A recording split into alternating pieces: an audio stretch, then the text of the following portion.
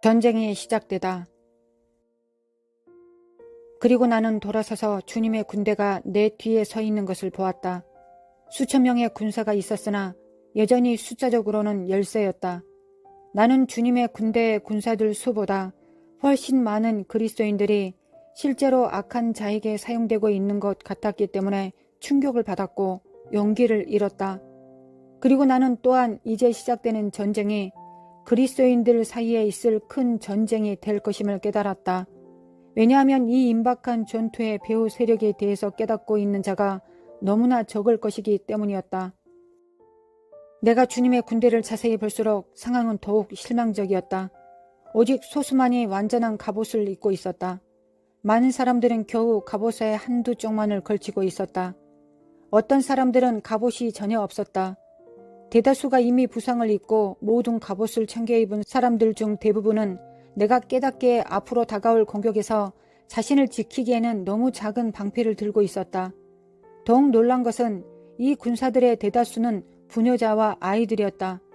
충분히 무장을 갖추고 무기를 사용할 수 있도록 적절한 훈련을 받은 사람들이 너무나 적었다. 이 군대 뒤에는 악의 군대를 따라온 포로들과 비슷한 오합지졸들이 있는데 그 성격은 딴판이었다. 그들은 마치 취한 듯 너무나도 즐거워하고 있었다. 그들은 놀이를 하고 있었고 노래를 부르고 축제를 벌이고 이 캠프에서 저 캠프로 빈둥거리고 있었다. 이것은 나에게 영락없이 히피촌을 연상케 했다. 나는 악의 때로부터 밀어닥칠 공격을 피하기 위해서 주님의 군대로 달려나갔다. 어떤 길로 보나 우리는 거의 일방적인 살육을 당하게 될 상황이었다. 나는 특히 군대의 후위를 따라오고 있는 이 오합지졸들이 마음에 걸려 온갖 소란 속에서 고함을 질러 전쟁이 곧 시작될 것임을 경고했다. 오직 몇 사람만이 내 목소리를 들을 수 있었다. 그러나 내 목소리를 들은 사람들은 나에게 평화의 표시를 해 보이면서 그들은 전쟁을 믿지 않고 주님께서 그들에게 아무 일도 없도록 해 주실 것이라고 말했다. 나는 그들에게 주님께서 우리에게 갑옷을 주신 이유는 이제 곧 일어날 일에 필요할 것이기 때문임을 설명하려고 예를 썼다. 그러나 그들은 아무 일도 일어나지 아니하는 평화와 기쁨의 장소에 그들이 도착하였다고 대꾸할 뿐이었다.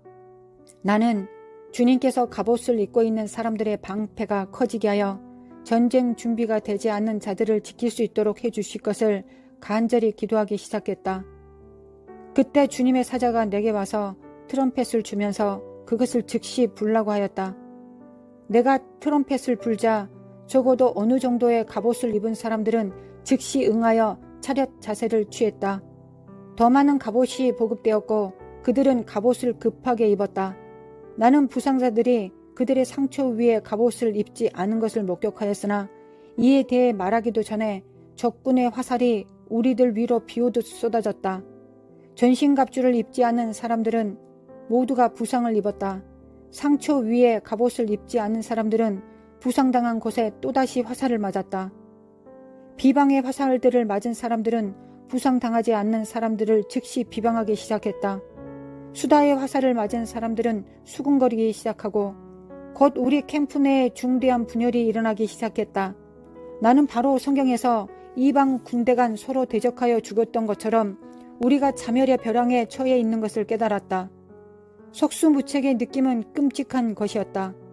그러자 흑 독수리들이 덮치고 내려와 부상자들을 낚아채어 가서 포로들의 진영으로 던졌다. 부상자들은 아직도 칼을 갖고 있어 흑 독수리들을 쉽게 쳐서 차지할 수도 있었는데 그렇게 하지 않았다. 그들은 실제로 자발적으로 실려 나갔는데 다른 사람들도 자기들처럼 부상을 당하지 않는 것에 너무 화가 났기 때문이었다. 나는 곧 군대 뒤쪽 오합지졸들이 생각이 나서 그들의 상황을 보기 위하여 달려갔다. 그들의 참혹한 상황은 짐작을 능가한 것이었다. 수천 명이 바닥에 누워 부상당한 채 신음하고 있었다. 그들 위에 하늘은 적군의 포로로 잡아가기 위하여 이들을 실어나르는 흑 독수리들로 덮여 깜깜했다. 부상을 입지 않은 자 중 많은 사람들은 무감각한 불신하는 태도로 멍하니 앉아있다가 그들 역시 흑 독수리에게 쉽게 잡혀가고 있었다. 소수만이 흑 독수리를 싸워서 쫓아내려는 예를 쓰기 시작하였으나 그들은 적절한 무기가 없었고 흑 독수리들은 아예 이들을 아랑곳하지 않았다. 부상자들은 분노에 차서 그들을 도우려는 누구에게나 위협을 하고 달려들었으나 흑 독수리들에게만은 온순하고 순응적이었다. 이 오합지졸 중 부상을 입지 않은 흑 독수리들과 싸우던 사람들이 전쟁터에서 도망을 치기 시작했다. 원수와의 이 첫 접전은 너무나 참혹하였기 때문에 나도 그들과 함께 도망을 가고 싶은 유혹을 받았다. 그런데 놀랄 만큼 갑자기 도망을 갔던 자들 중 몇이 전신갑주에 큰 방패를 들고 다시 나타나기 시작했다. 이것이 기억하기에 내가 본 첫 번째 격려라면 격려였다. 다시 돌아오고 있는 용사들은 더 이상 파티의 즐거움에 취해 있는 것이 아니라 놀랄 만한 결의에 차 있었다. 나는 이들이 한 번은 속았으나 이제 다시 쉽게 속아 넘어가지 않을 것이라는 것을 알았다. 그들은 쓰러진 자들의 자리를 대체하여 새로운 열을 만들기도 하며 행호를 정렬하기 시작했다. 이것은 곧 군대 전체로 큰 용기가 퍼져나가게 하였고 모든 사람들에게 다시 일어나 싸워야겠다는 결심을 하게 하였다. 그 직시로 믿음, 소망, 사랑이라는 이름의 새 천사들이 와서 군대의 뒤에 섰다. 우리가 그들을 바라보자 우리 방패들이 모두 커지기 시작했다.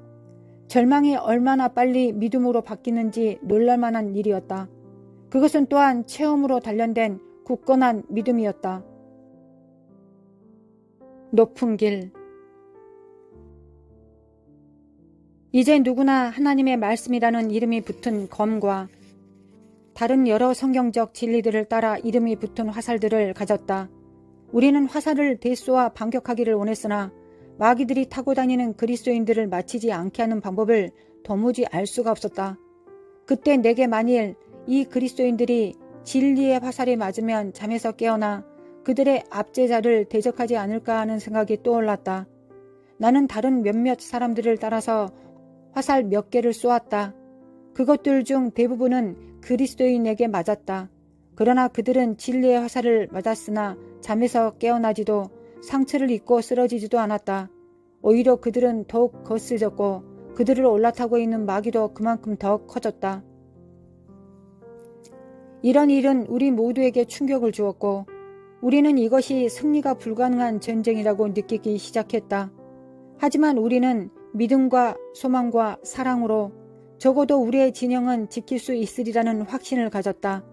그때 지혜라는 이름을 가진 또 하나의 큰 천사가 나타나서 우리들에게 우리 뒤에 있는 산에 올라가서 싸우라고 지시했다. 산 위에는 우리가 볼 수 있는 높은 데까지 각 단계마다 바위턱들이 있었다. 더 높이 올라갈수록 바위턱들이 좁아지고 그 위에 서 있기가 더 어려워졌다.